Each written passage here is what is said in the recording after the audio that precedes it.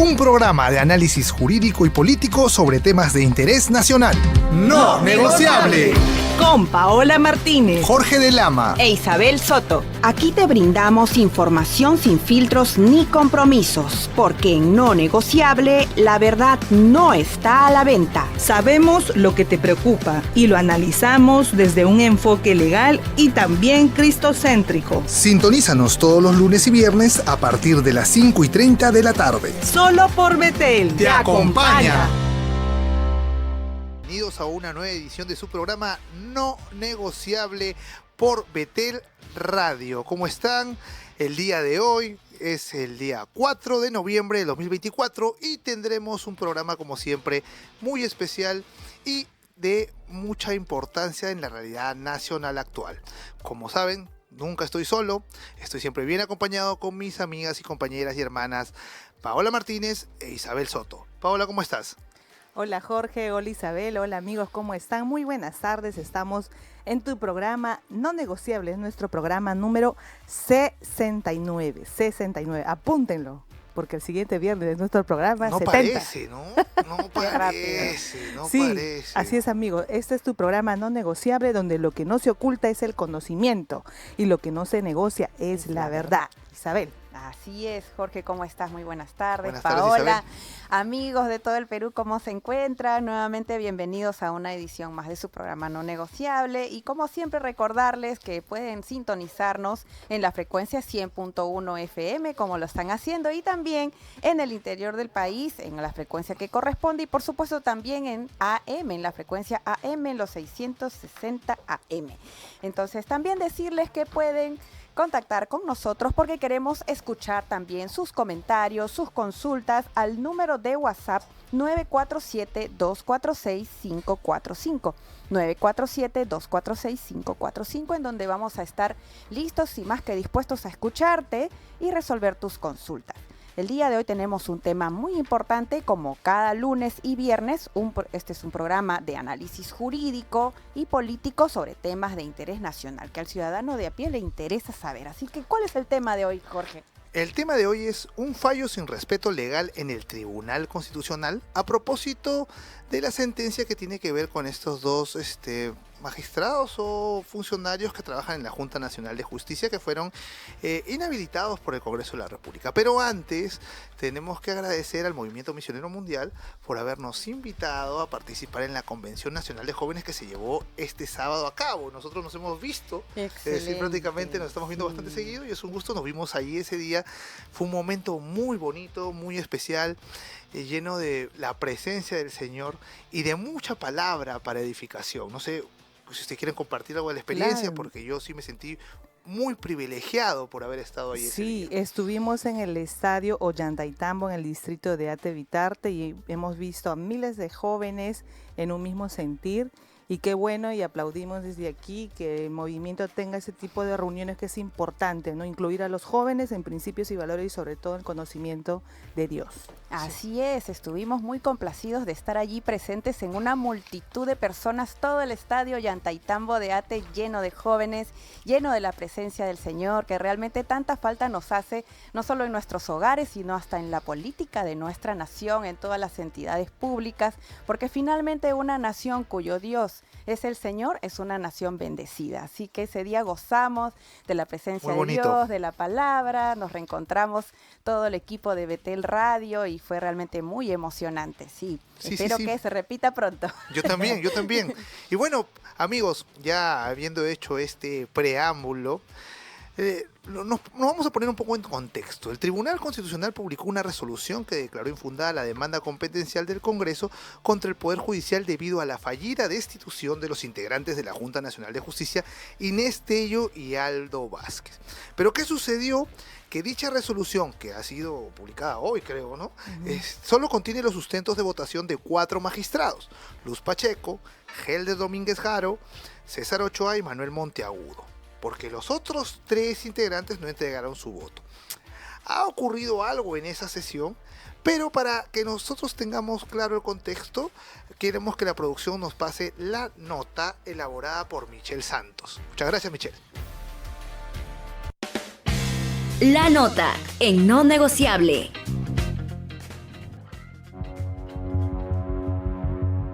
El Tribunal Constitucional rechazó el viernes 18 de octubre la demanda competencial que el Congreso de la República presentó contra el Poder Judicial por los fallos emitidos a favor de la Junta Nacional de Justicia al considerar favorecimientos a los magistrados de la JNJ, Aldo Vázquez e Inés Tello, tras reincorporarlos en sus funciones luego de haber sido inhabilitados por parte del Legislativo por infracción constitucional relacionada al límite de edad.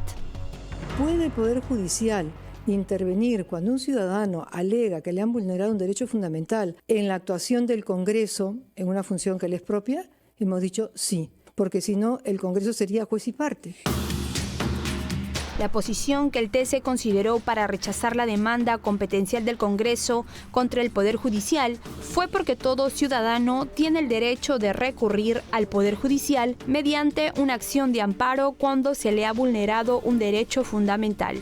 Somos defensores de esa autonomía del Congreso, de que puede ejercer sus facultades exclusivas y excluyentes, pero también le recordamos que al hacerlo tiene que respetar los derechos fundamentales de las personas que sean involucradas por sus decisiones.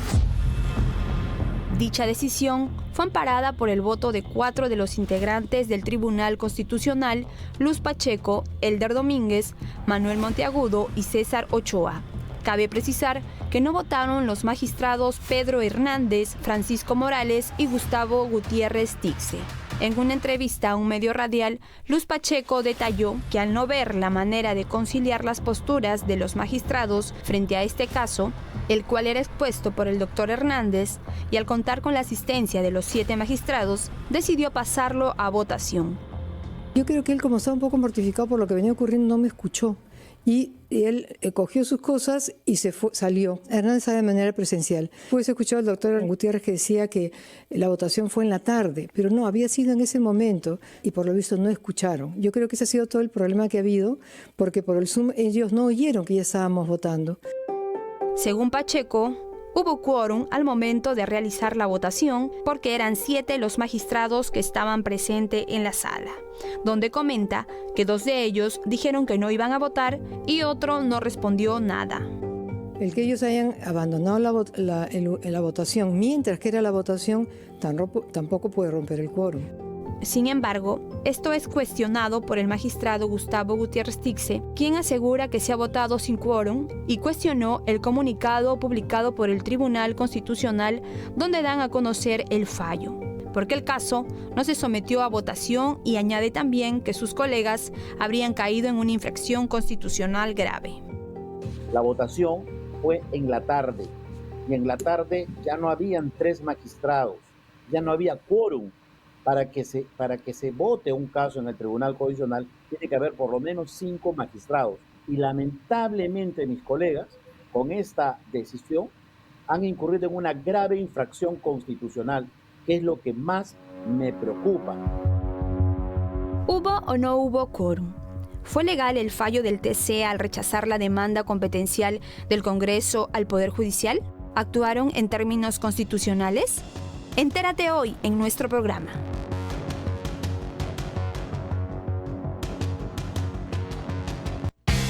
La nota en No Negociable. Escuchado la nota que nos ha brindado una explicación de lo que ha ocurrido. Pero para este tema, que es algo complejo, ¿no?, y requiere de alguien que conoce la especialidad, estamos hoy día con un invitado muy especial, es el abogado Lucas Gersi. Él es abogado por la Pontificia Universidad Católica del Perú con maestría en Derecho por la Universidad de Chicago. Es docente de Derecho Constitucional y Análisis Económico del Derecho en diversas universidades de Lima. Se ha desempeñado como asesor jurisdiccional en el Tribunal Constitucional, así que vamos a contar con una opinión especializada para que nos explique qué ha pasado y cuáles son las consecuencias jurídicas o las ramificaciones que esto va a tener. Doctor Lucas, ¿cómo estás? Doctor Gersi, ¿qué tal? ¿Cómo están? Muy buenas tardes. De verdad, para mí es un honor estar con ustedes en Betel, que además es una radio pues a la cual se le tiene mucho cariño. Y nada, muy feliz. Gracias por la invitación. Gracias, doctor. Un saludo a los 3. Gracias, doctor. De verdad, es un gusto tenerlo aquí. Y sí, definitivamente es un gusto siempre estar con Betel. Así es. Doctor, ¿cómo evalúa el impacto político de esta situación en el contexto actual del país? Porque por lo que yo observo, se ha venido discutiendo por años esto de la politización de la justicia y la judicialización de la política. Y ha habido, durante tiempos, excesos, digamos, por un lado, en el cual, por ejemplo, se pretendía que todo acto que realizara el Congreso, inclusive la vacancia presidencial, pasara por, digamos así, mecanismos o fases propias de un proceso judicial. Lo digo así por cuando se dio el tema de PPK. Entonces, lo que se estuvo observando es que los actos del Congreso eran recurridos o apelados o impugnados ante el Poder Judicial. Y el Congreso decía, hay actos que son meramente políticos y sobre los cuales yo tengo atribuciones exclusivas y excluyentes. Y por ende, tú no me puedes judicializar. Y eso se ha dado desde el momento, el recuerdo que yo tengo que se ha dado desde el momento en que PPK hubo vacancia. Algunos abogados decían, oye, tienes que respetar ciertos derechos en la vacancia, tiene que haber una acusación exacta. Me acuerdo que se decía eso, los penalistas salían a decirlo en Twitter. Y esto ha trazado un recorrido donde hubieron acciones de amparo también dentro de las vacancias, acciones de amparo en las inhabilitaciones. Y lo que terminó pasando es que ha llegado una competencial donde lo que se ha definido es si es que no existen actos del Congreso que son de tal forma políticos. Y por tanto, como son actos políticos, no puede sobre ellos el Poder Judicial pronunciarse. Eso es así, no es así. Dentro de ese contexto de lucha o pugna entre dos poderes, ¿cómo usted ve que va a ser el impacto de esa sentencia? Porque son dos poderes que se han chocado varias veces, ¿no? Claro que sí. A ver, la verdad que hay un análisis en varios niveles, ¿no? Esta es una cuestión compleja y hay análisis tanto de forma como de fondo que se tienen que realizar. Primero el análisis de forma, que es más rápido, y después entramos al fondo, que es más complicado.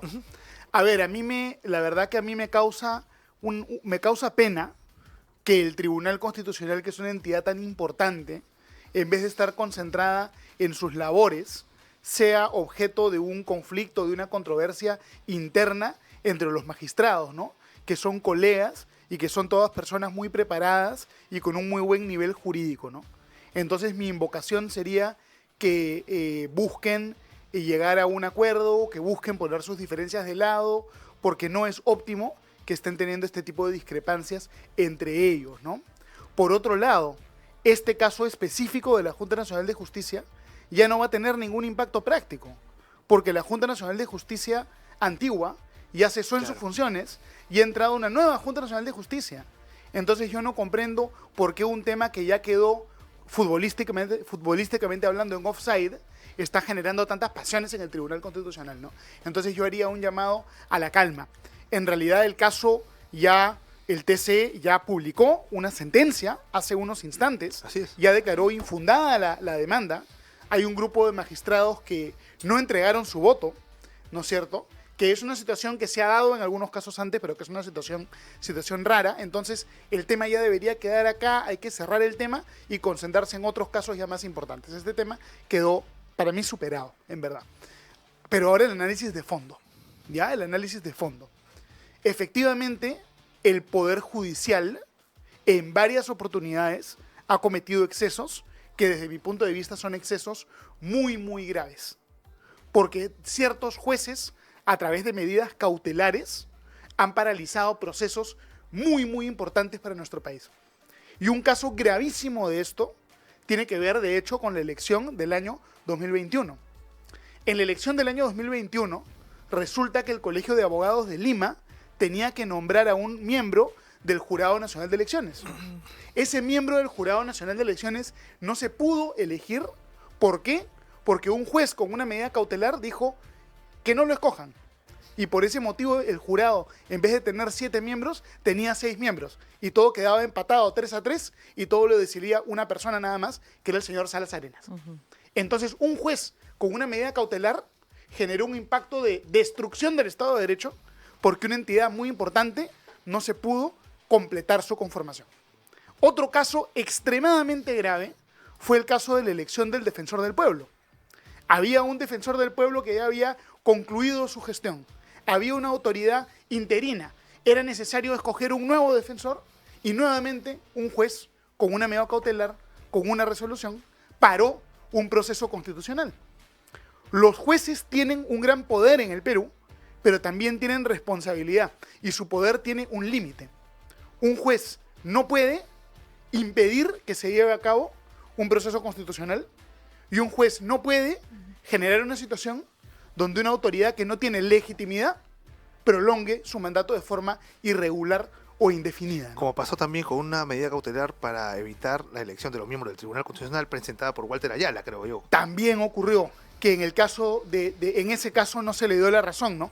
Pero ya es un patrón, ¿no? Claro, un patrón de utilizar el Poder Judicial más bien para meterle misilazos y bombazos al sistema constitucional y a la son jueces de separación primera poderes. instancia todavía. Son jueces de Sí, primera claro. instancia. De hecho, eso motivó que el Congreso de la República diga, cuando se va a demandar al Congreso, ya no va al juez de primera instancia, va al juez de segunda instancia.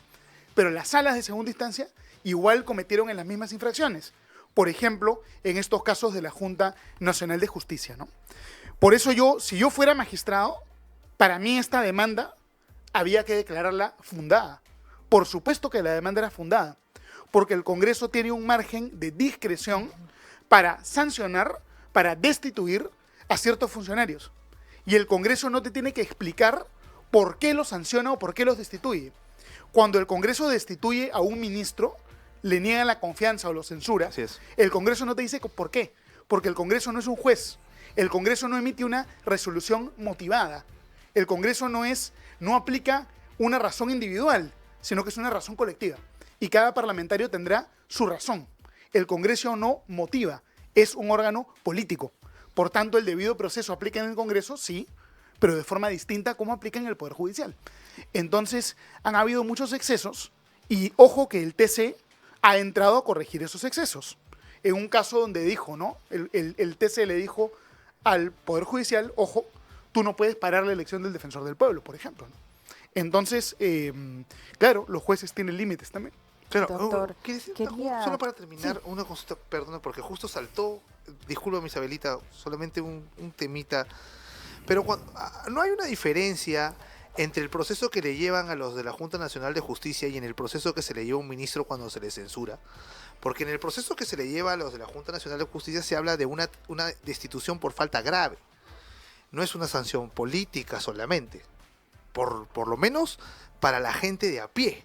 Porque la gente dice, oye, un ministro se le censura por un tema político, pero cuando hablamos de una falta grave, ya, digamos así, no voy a decir que abandonamos el tema político porque el Congreso es político, pero entramos ya a un campo jurídico de manera más estricta. Sí, correcto. Entonces, ¿cuál sería el límite? ¿Sería el mismo tratamiento para lo de un ministro que para lo de una destitución con la Junta Nacional de Justicia? No, ciertamente es un límite distinto.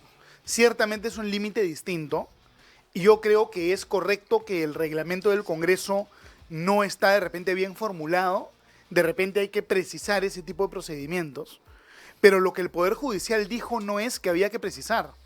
Lo que dijo el Poder Judicial en sus sentencias a favor de la Junta Nacional de Justicia era que si es que no estaba establecido con precisión cuál es la infracción y cuál es la sanción, entonces el Congreso no podía destituir a nadie. Es decir, según el Poder Judicial, todas las inhabilitaciones y destituciones del Congreso, incluyendo la de Martín Vizcarra y la de todos los demás, son inconstitucionales porque no hay tipicidad. Y según el Poder Judicial, habría que reformar el reglamento del Congreso para prácticamente agarrar el Código Penal, copiarlo y pegarlo en el reglamento del Congreso, ¿no? Tendríamos que tener un reglamento del Congreso de 400 páginas, porque tendría que estar todas las infracciones ahí debidamente tipificadas. Entonces, en realidad, yo pienso que el Poder Judicial, con todo respeto, buscó la sinrazón y emitió una sentencia politizada porque estos vocales querían, digamos, defender a las personas de repente que los habían ratificado, que los habían nombrado, y había claramente un conflicto de intereses, ¿no? Por eso, ¿cuál creo yo que es la fórmula, ya? El Congreso sí se tiene que revisar sus actos. El Congreso no es santo. Y han habido un montón de veces donde se le ha puesto freno al Congreso. Un ejemplo de repente es la investigación que en su momento hizo el Congreso contra Alan García, la megacomisión. La megacomisión, ojo, el Poder Judicial también la declaró nula, ¿eh? Por una serie de defectos procesales.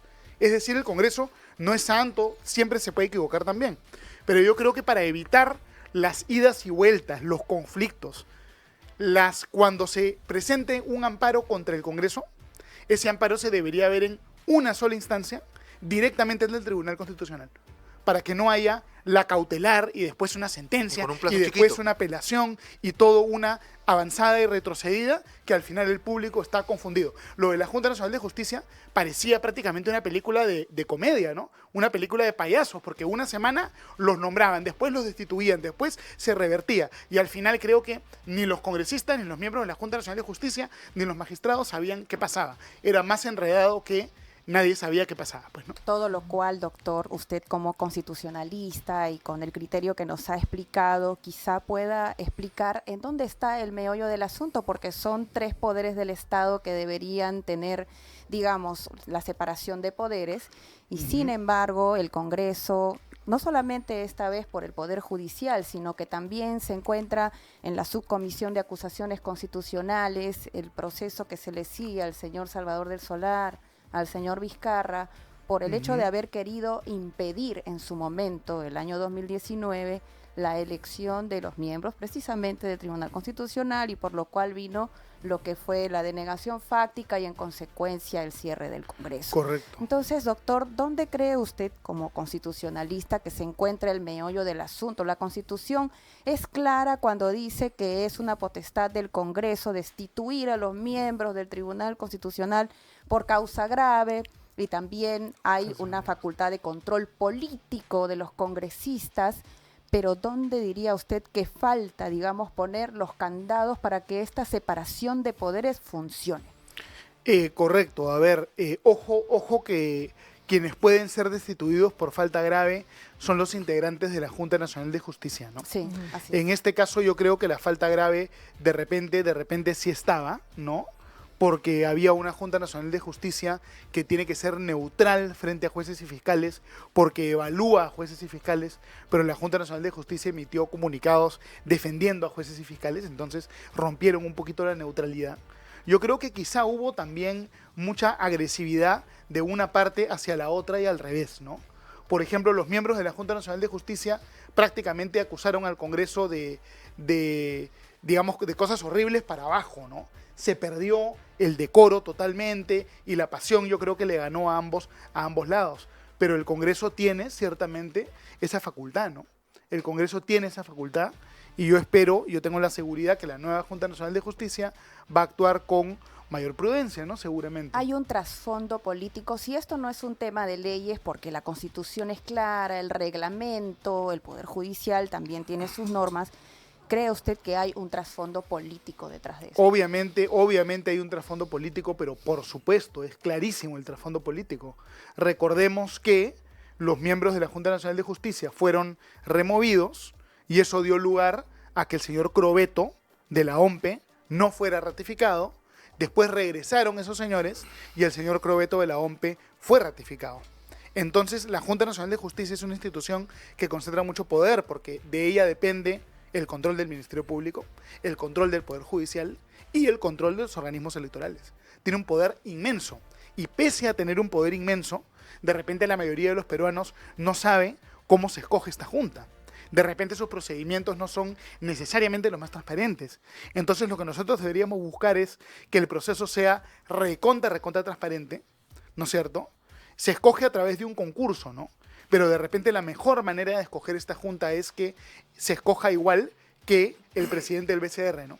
Que el presidente nomine a los miembros, que el Congreso los confirme para que se haga al máximo nivel y podemos asegurarnos que los miembros de la Junta sean los mejores, ¿no?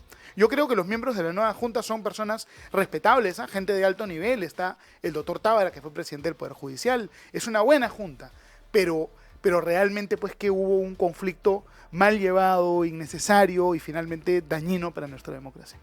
Así es, doctor. Y hace un momento estábamos hablando acerca de la politización del Poder Judicial, que de un tiempo aquí ya se ha mostrado totalmente, ya sin tapujos, sin caretas, ¿no? Cómo están instrumentalizando la administración de justicia para favorecer actos, hechos, y que es evidentemente político. Y no solamente desde el Poder Judicial, sino también ahora el Tribunal Constitucional.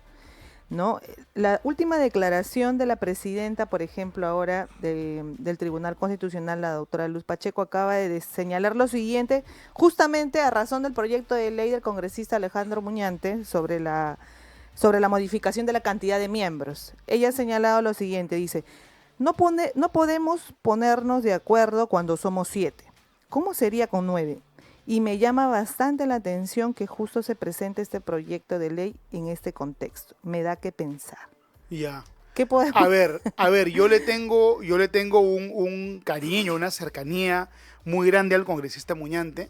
Creo que es un trabajo extraordinario en el Congreso y que es una persona con valores, principios democráticos, ¿no? Pero en este caso, yo no estoy de acuerdo con este proyecto. Y yo creo que este proyecto no se debe aprobar. Por una razón muy sencilla, ¿ya? Uno de los principios más fundamentales, más básicos del funcionamiento de un tribunal es que la composición de un tribunal no se puede alterar durante un periodo de gestión. Si tú quieres aumentar el número de magistrados, ese aumento de número de magistrados tiene que ejecutarse cuando toque escoger nuevos magistrados. Pero no se puede, bajo ningún concepto, aumentar ahora. Eso no se puede. Entonces sería un tema Eso más que no todo se no puede. por el fondo, sino por la oportunidad. Yo estoy, el momento. a mí no me convence ni el momento, ni tampoco el fondo. Ni la propuesta en sí. Tampoco la propuesta. Pero lo más grave, me hubiera gustado que el congresista Muñante me consulte, ¿ah?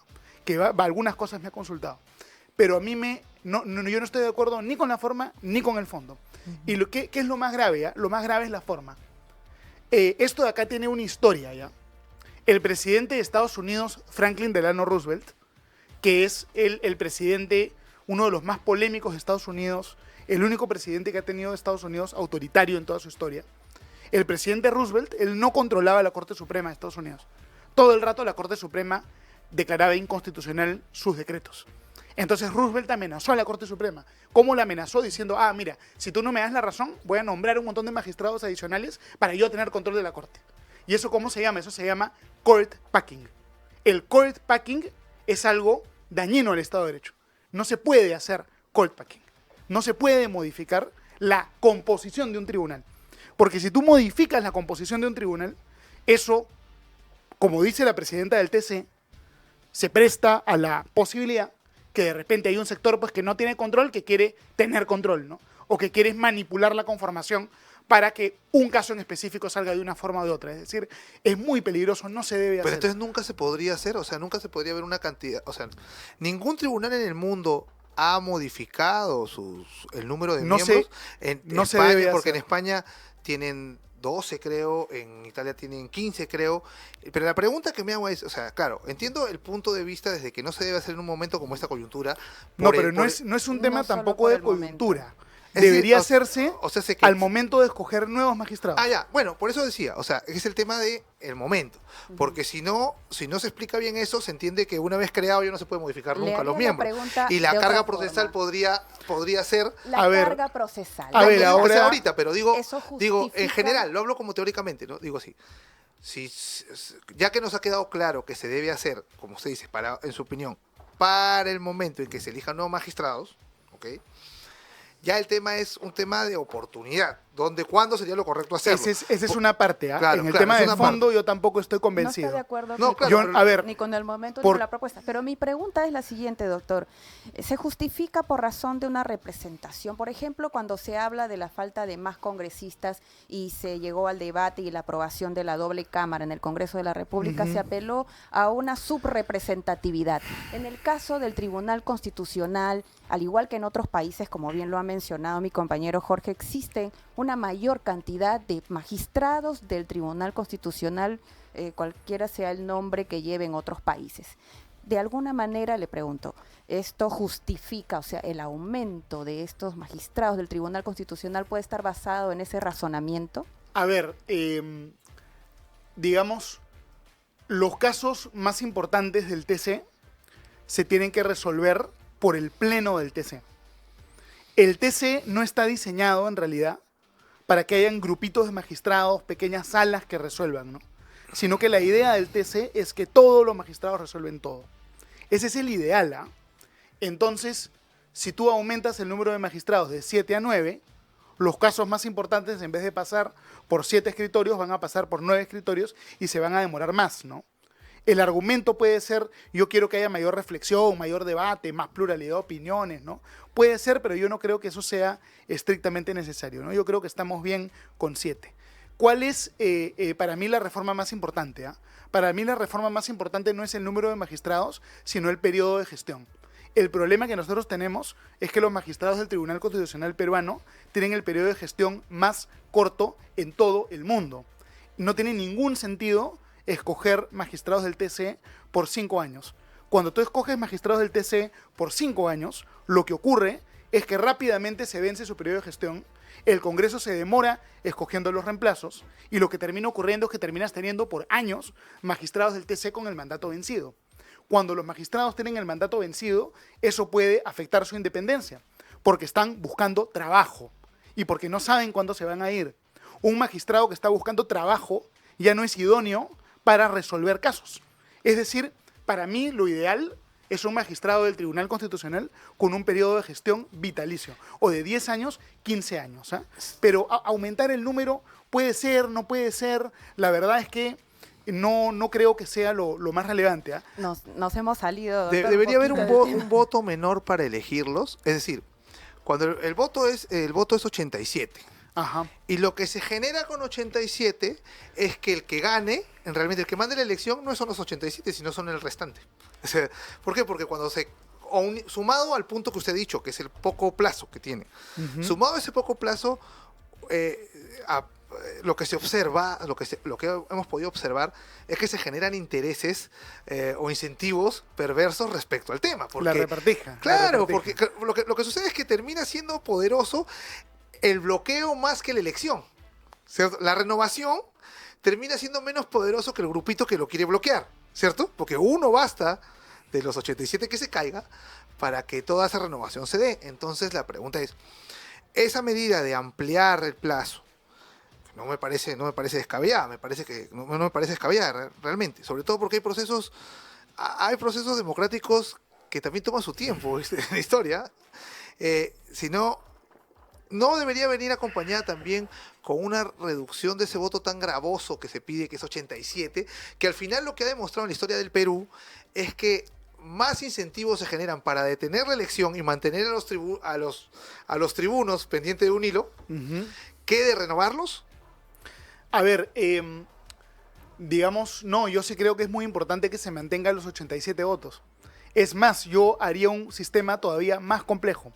Yo sería partidario de un sistema donde es el presidente el que tiene que proponer y ambas cámaras tendrían que aprobar con 87. O de repente el Senado con un porcentaje equivalente, ¿no?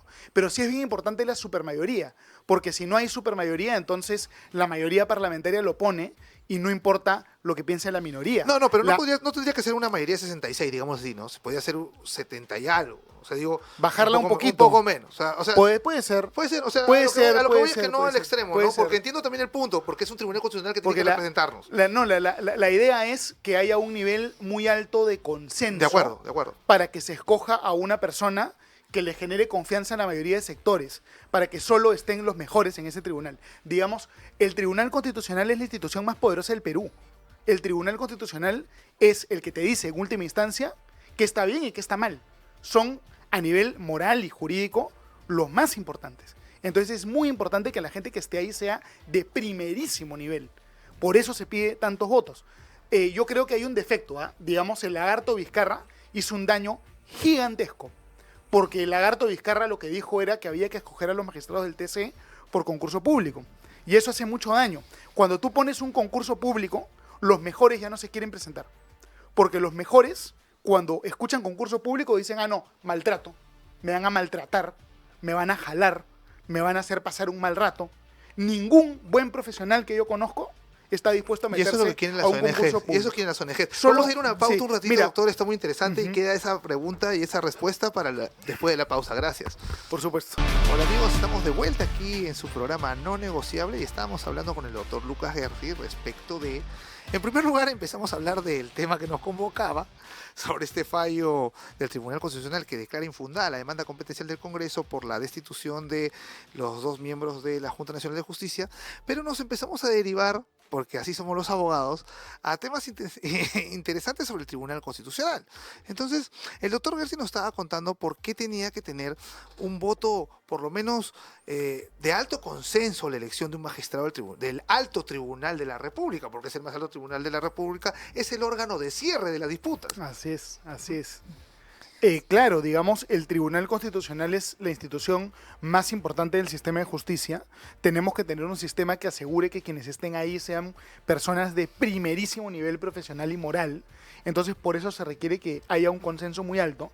Y también yo creo que la mejor forma de escoger a los magistrados no es por concurso, No. sino por invitación. De acuerdo. de El acuerdo. mejor profesional, el mejor profesor, no se presenta a un concurso. Ajá. En un concurso se puede maltratar a las personas. Dices que no sabe, lo tachas de ignorante, lo calificas mal, posible frente de forma arbitraria. En un concurso tú estás obligado a hacer las cosas objetivas, ¿no? Entonces mides cosas que no necesariamente son las mejores, ¿no? El mejor profesional no necesariamente es el que ha publicado más libros, es el que ha publicado mejores libros. El mejor profesional no es el que ha llevado más cursos, sino es el que ha llevado los mejores cursos en los mejores sitios. Es decir, si tú todo lo quieres poner con numeritos, el resultado de eso es que no vas a terminar escogiendo los mejores. Tú al mejor lo escoges con criterio, no con un concurso. Entonces hay que volver al sistema antiguo. Los magistrados del TC no se pueden escoger por concurso, se deben escoger por invitación. Tenemos que deshacer la reforma Lagarta, la reforma del lagarto hecho para facilitar que se cuestione, que se impugne, para que impugnar, sea tachar. muy difícil. Sí. El lagarto, ¿por qué hizo esa reforma? Para que sea imposible, muy difícil escoger magistrado del TC.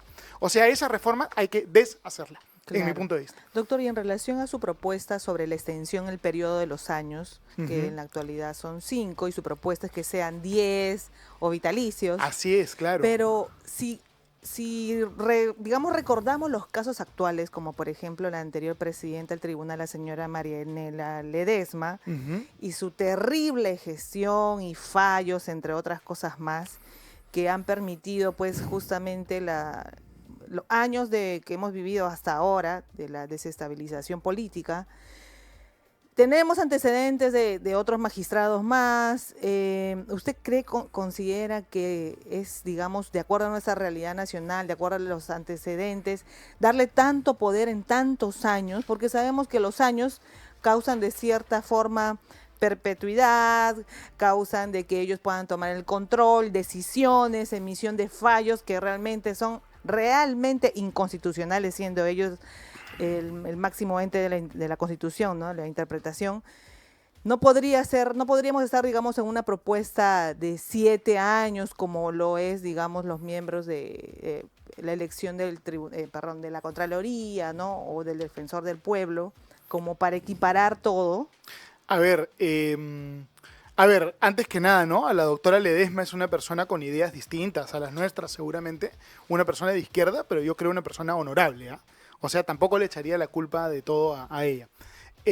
A ver, yo pienso que la razón por la cual yo creo que la Corte Suprema de Estados Unidos, que tiene un mandato vitalicio, funciona tan bien, es que no se renueva a todos los magistrados al mismo tiempo. Lo que es muy dañino en el sistema peruano es un sistema donde cambia todo el TC a la vez. Porque si cambia todo el TC a la vez, número uno, se genera incertidumbre, ¿no? Cambian los magistrados, de repente cambia toda la línea, todo, ¿no? Y número dos, se genera el miedo que de repente el Congreso puede, entre comillas, capturar al TC, ¿no? Y se dice que hay un Congreso, un TC aprista, un TC humanista, un TC fujimorista, serronista, lo que sea, ¿no? O sea, el TC debería tener un cambio mucho más gradual. En Estados Unidos se van cambiando uno por uno. Uno se jubila y se cambia. Otro se jubila y se cambia. No se cambia todo de un porrazo, ¿no? Entonces, el defecto de nuestro sistema es el cambio abrupto. el cambio debería ser mucho más gradual, ¿no? O sea, digamos así que el cambio abrupto genera la esquizofrenia que le llamo yo a que, digamos así, ¿no? Yo siempre he pensado que el derecho no es una ciencia, a pesar de que soy abogado. ¿Por qué? Porque la ciencia tiene verdades y el derecho tiene sentencias. Y en ese sentido, lo digo ¿por qué? Porque nuestro Tribunal Constitucional, en menos de 3 años, dijo que un mismo acto era constitucional y dijo que era inconstitucional. Fuera de que hablamos de que la composición era diferente, estamos hablando del mismo órgano, ¿cierto? Sí, claro. Y eso es lo importante. Sí, sí. Entonces, nuestro mismo órgano Así es. no puede ser un esquizofrénico. Esa es la consecuencia del cambio abrupto, pues. Claro, y también de la falta de madurez política que se va tomando en la democracia. Yo siempre he pensado que el Perú es un país eternamente adolescente en democracia, porque cada vez que se enoja, patea el tablero y cambia las reglas, y eso a veces no ayuda. Lo digo ¿por qué? Porque algunas instituciones van tomando la importancia con la cual deben ser tomadas a través del tiempo. Mulder, cuando habló del Tribunal Constitucional que había elegido y que fue el que habló de la vacancia, o de la cuestión de confianza fáctica, él dijo, pero ellos vinieron a mí y yo, bueno, agarré su currículum y lo voté. Y luego, ahora, el Congreso se toma más en serio la elección del Tribunal Constitucional. O sea, lo que voy, que hay instituciones democráticas que hay que dejarlas a través del tiempo para que adquieran la importancia de vida. Sí, correcto. Y el peso debido. Y eso se llama madurez, digamos así. La sociedad madura. Entonces, ahora los congresistas no pueden decir, me llegó un currículum, como dijo Vitocho, me llegó un currículum y yo lo puse.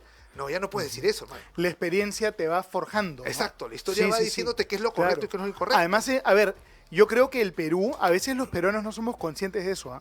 Nuestro sistema de justicia tiene muchas fallas, muchos defectos, pero yo creo que para el promedio de América Latina, el sistema de justicia en el Perú está por encima del promedio. Es decir, en el Perú sí tenemos derecho, el Tribunal Constitucional tiene extraordinarios asesores, muchas veces emite muy buenas sentencias y en general trabaja más o menos bien, en general. O sea, hay que tener confianza en la institucionalidad. Yo creo el miedo para mí no es el magistrado independiente seguro en su cargo. A mí lo que me da terror es el magistrado que tiene un mandato vencido y que está buscando trabajo. A un juez provisional. Ese es un magistrado que puede tener pérdida de independencia, ¿no? Entonces, por eso es que yo planteo que el periodo sea más largo. Esa es un poquito la lógica, ¿no? Doctor, pero obviamente se puede debatir, ¿no? Entonces, para cerrar al tema. Sí, para cerrar nada más. Entonces, la propuesta sería aproximadamente, ya pongámosles un promedio de 10 años y que sea intercalado. Claro, así es. Digamos, la vigencia de su mandato sea intercalado, ¿no? Así es. Para que no haya Claro. la posición, por ejemplo, ahora, de que supuestamente el TC es netamente fujiqueiquista, ¿no? Así es. Tiene que ser... supuestamente es lo que están señalando y dicen, pero a la hora de los votos estamos viendo que no tienen nada que Claro, ver. no se puede escoger todo el TC en el mismo momento. Y otra reforma yo creo importante, la verdad es, los entendidos en esta materia saben que la elección del TC, la elección del presidente del TC, siempre es muy conflictiva. Los magistrados del TC tienen que escoger su presidente. Y siempre hay uno que gana y uno que pierde. Y el que pierde, el que quería ser presidente del TC y no logra ser presidente, a veces queda pues fastidiado, se produce un conflicto interno. O sea, lo mejor sería que el TC ya no escoja a su presidente, que el presidente se escoja de una forma objetiva. Por ejemplo, ¿quién es el presidente de la Corte Suprema de Estados Unidos? El más antiguo, ¿no? ¿Quién debería ser presidente del TC? El más viejo, ya, punto. El que tiene la colegiatura más antigua. Es decir, mejor quitarle a los miembros del TC esa responsabilidad de escoger a su presidente, porque ahí empiezan las alianzas, las conspiraciones, las emboscadas, las rencillas y nos complicamos. O sea, Doctor, una regla creo objetiva sería mejor. Que esta reforma del TC da para un programa completo, doctor, pero queremos regresar. Disculpen por hablar tanto. No está bien, me porque emociono, me ya estamos emociono. en una clase de derecho Me constitucional. emociono. Más bien queremos que continúe ahora más bien con la casuística de lo que ha pasado, doctor, con este fallo. Por favor, ¿qué es lo que ha pasado? Han publicado hace un par de horas, creo, este fallo. ¿Qué es lo que representa? ¿Nos deja un precedente? ¿Es peligroso? ¿Es beneficioso? Explíquenos, doctor. A ver, la verdad, yo quiero ser bien honesto, todavía no lo leo, porque veo que recién ha salido, ¿no? Es una cosa pues muy, muy nueva. Lo leo y después me vuelven a invitar para comentarlo, ¿no? Entonces vamos a tener una parte 2, doctor. Yo sí les digo que yo, digamos, en el fondo de lo que han resuelto, no estoy de acuerdo, ¿no? Para mí esa demanda era fundada y para mí hizo mal el Poder Judicial al reponer a los miembros de la Junta Nacional de Y Justicia. ahora hablemos del tema. Yo hubiera votado al revés, ¿no? Yo hubiera votado fundada la demanda. Del tema Pero que se hizo- respeta obviamente la Se discrepancia, ha ¿no? hecho Lo pública democrático. la discrepancia entre los propios magistrados. ¿Qué sucedió, doctor? ¿Es válida esta votación de 4 magistrados, los otros 3 que no votaron? ¿Cómo queda esta situación? Yo creo que la votación sí ha sido válida, ¿no? Porque cuando se revisa el reglamento del tribunal te dice que una vez que se instala una sesión, existe quórum y eso está diseñado para que un grupo que no tiene votos para ganar no deje pues la sesión sin quórum, ¿no? O sea, yo pienso que sí fue válido, que sí hubo quórum, ¿no es cierto? Pese a que de repente el grupo minoritario yo creo que tenía la razón, ¿no? Más bien, a mí me hubiera gustado que los miembros del grupo minoritario emitan sus votos para leerlos, poder claro, tener la para discrepancia, ¿no? leerlos, ujú. Es más, miren, en el Tribunal Constitucional a veces la mayoría dice una cosa, el minoritario hace su voto, y a veces el voto minoritario es tan bueno que los de la mayoría se cambian. Sí. A mí me ha pasado un montón de veces, cuando yo trabajaba en el TC, se hacía una votación y 6 votaban a un lado y había uno que quedaba solito. Yo trabajaba con el que siempre discrepaba, ¿ya? Con el doctor José Luis Sardón. Gran persona, un tipo extraordinario. Sí, he leído su vínculo. Sí, he leído su voto singular. Con el doctor Sardón hacíamos un voto singular explosivo, todos los argumentos, ¿no? Y lo que pasaba era que a veces los demás lo leían y nos daban la razón y se cambiaban y se volteaba la sentencia completa. Es decir, de repente el doctor Gutiérrez Tix, el doctor Morales o el doctor Hernández, si hacían un buen voto singular, convencían a los demás y se daba la vuelta. Es decir, me hubiera gustado mucho leer sus votos, ¿no? Claro, Y claro. eso es lo que me he obviamente quedado que con sí. las ganas de leer su voto. Ahora, ¿no le parece que la presidenta del Tribunal Constitucional actual debería explicar un poco más a fondo, no la sentencia en sí, sino ciertas frases que se convierten en muletillas de abogados y políticos interesados en algunas cosas, no digo ella? Por ejemplo, ¿no? Cuando dicen el Poder Judicial, cuando hay una violación de un derecho humano, tiene que entrar. Entonces, así entendido, cualquier cosa es un derecho humano, pues porque eso es lo que pasó también cuando se hablaba de tener la elección del defensor del pueblo, ¿no? Correcto, sí. No lo han evaluado bien y él tiene derecho a participar, Sí, y sí, yo argumento, creo un globo de gas Sí, argumentativo sí, así sobre un es, derecho así es. humano y hasta ahí llego. Sí, Ella claro. no debería dejar de decir, bueno, explicar primero que los actos políticos no son iguales que los procesos sancionadores y por tanto el derecho al debido proceso se tiene que ajustar al acto político, ¿cierto? Es decir, Sí, por supuesto, yo no puedo claro. decir que una vacancia vaya a tener doble instancia, pues. No tiene sentido. No tiene sentido. O motivación, ¿no? Exactamente. Y eso lo debería decir en público. O sea, la sentencia obviamente la gente no la va a leer, seamos sinceros. Y los órganos... Si los abogados con las justas con la van la a justa leer. lo leemos. Entonces, si tenemos esa necesidad de que nuestros altos funcionarios hagan Docencia. docencia, con mayor razón ella debería explicar por qué en situaciones sí, por qué no, y no dejar la muletilla al aire, porque esa muletilla la usó Walter Ayala, la usó IDL, la usaron todas las ONGs que querían detener al Congreso, ¿cierto? Ah, no, en toda violación de derechos humanos tengo que entrar ya, pero un momentito, Sí, distingamos, sí. ¿no? Además, una crítica constructiva, ¿ah? No es con ánimo de machetear, ¿ya? Una crítica constructiva es, también los magistrados tienen que cuidarse de no entrar en contradicción. El TC emitió una sentencia diciendo que el Poder Judicial no podía, digamos, detener la elección del defensor del pueblo. Así es. Y acá la mayoría ha fallado de otra manera, ¿no? Claro. Entonces yo todavía no leo esto, ¿no? Pero ojalá hayan explicado por qué en un caso votaron fundado y en el otro se cambiaron a infundado. ¿Está usted Tiene que de- haber esa explicación, porque si Doctor? no, puede haber una contradicción y eso sí es peligroso, ¿no? ¿Está usted de acuerdo con lo que dijo la doctora Luz Pacheco, presidente del Tribunal Constitucional, cuando dijo que el Congreso no puede ser juez y parte? Bueno, pero es que el Congreso tiene la atribución de destituir, pues, ¿no? En este caso el Congreso es juez. El Congreso no es parte, ¿no? No es parte. El Congreso es juez nada más. Y está en el uso de Claro. sus atribuciones. Así es. Es que realmente, particularmente a mí me sorprende la posición. Conocemos de cierto modo a la doctora Luz Pacheco y hemos visto que está el Congreso tan socavado justamente en esta que es una de sus funciones principales. No sabemos el argumento porque tampoco no hemos leído la sentencia, como bien comentaba el doctor. ¿Cuál cree usted, doctor, que sea la razón por la cual se haya votado de esta forma?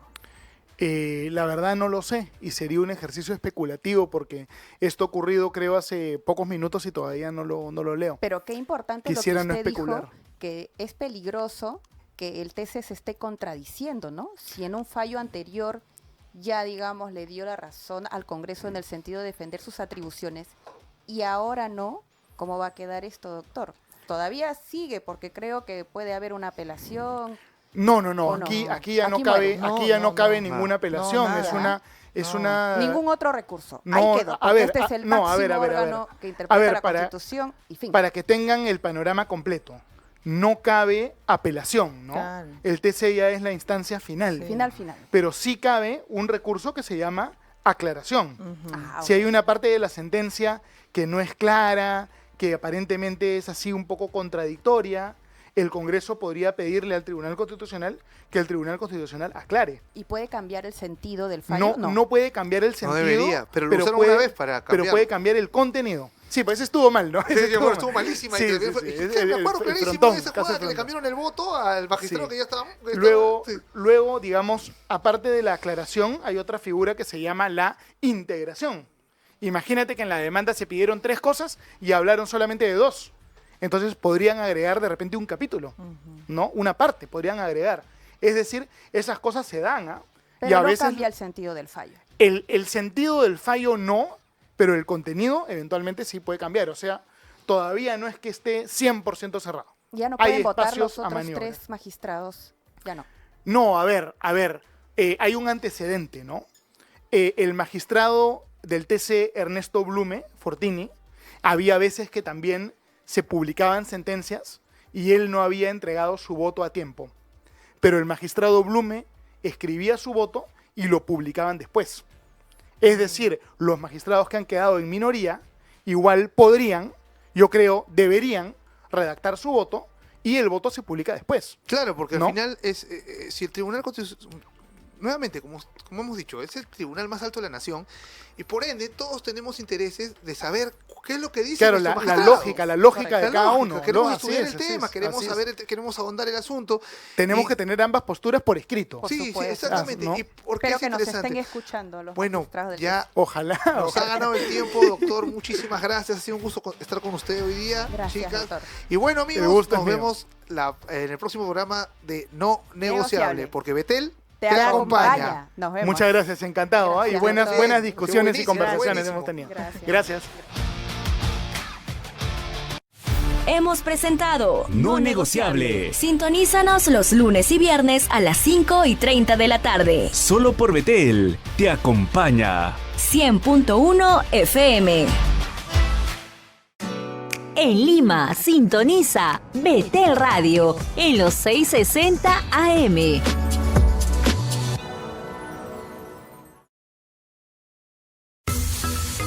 En Pedregal, centro poblado